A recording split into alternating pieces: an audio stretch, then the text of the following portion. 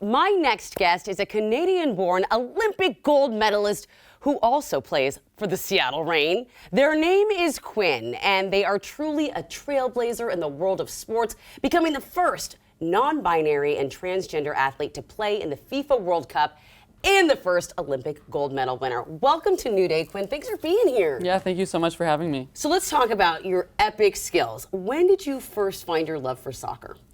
Yeah, I found my first love for soccer watching my older sisters play, actually. Really? Soccer wasn't really popular in Canada at the time.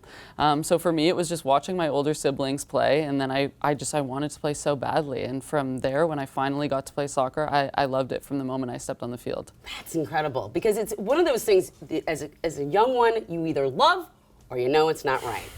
So you came out as transgender and non-binary in 2020. How far into your professional soccer career were you when you made that move? Yeah, I was a couple years into my professional career and my career on the national team.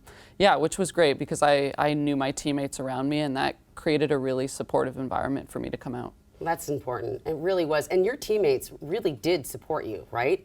Yeah, I had an incredibly supportive team here in Seattle, supporting me coming out, and they still are to this day, you know, the biggest allies, I would say, in our league. A lot of them, they really take it as a responsibility for them to be just incredible allies. That's incredible. So talk to me about what went into your decision to be open about who you are. It is something that is scary. It puts you at risk. It's so many things. How did you, A, find the courage, and what went into that decision? It was a really scary decision for me. I mean, being the first professional soccer player who's out as non-binary and transgender, it really was kind of a new avenue for me to navigate and to figure out. But the reason I came out was I was just simply tired of not being recognized as who I was. And so I just got to a breaking point of, you know, not wanting to hear a different name when the starting 11 was announced for my games. I was tired of people not knowing, you know, who I really was. And so that for me was really the breaking point. There wasn't a certain moment, I think. It was just like over time being kind of tired of not being represented in my life properly. Were you at all worried about how the league would respond, and how did those conversations go? I was definitely worried of how the league would respond. I mean, as I said before, it was just an unknown thing. No one had come out before as transgender. And so for me, it was an unknown. But I think having, you know, supportive people around me, as I talked about, my team was hugely supportive. And I think the league, the NWSL, has been really supportive for LGBTQ players historically. And so I knew that there was that backing, and I hoped that it would be that way, and it was. Yeah. When you are an athlete, so much of your physical energy is being zapped from you, and you're working so hard. How important is it that you mentally are right as well, and how important was that to your decisions?